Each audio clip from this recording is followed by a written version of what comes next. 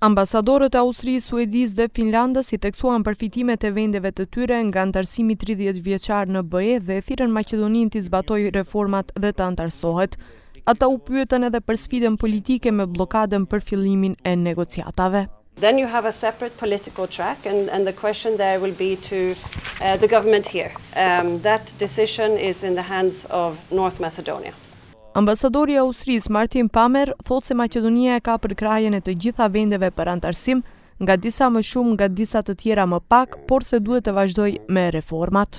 I strongly believe that the challenges which lay ahead, the one you mentioned, implementing the so-called European Compromise of 2022, are manageable with goodwill from all involved.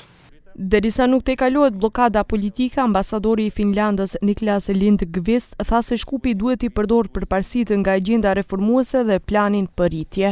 Dialogue between any countries is very important always to talk about these things and having an open discussion about it. Of course, when you talk about the EU membership and the negotiations for integrating into the EU, that's a negotiation that any single country is having with the EU institutions, not with its neighbors.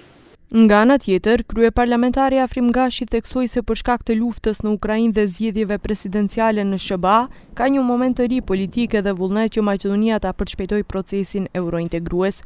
Gashi tha se përmes diplomacisë parlamentare, partnerëve të vendit u shpjegon pengesën me ndryshimet kushtetuese dhe shpreson se, siç thotë, më në fund do të arrijmë ta tejkalojmë këtë pengesë.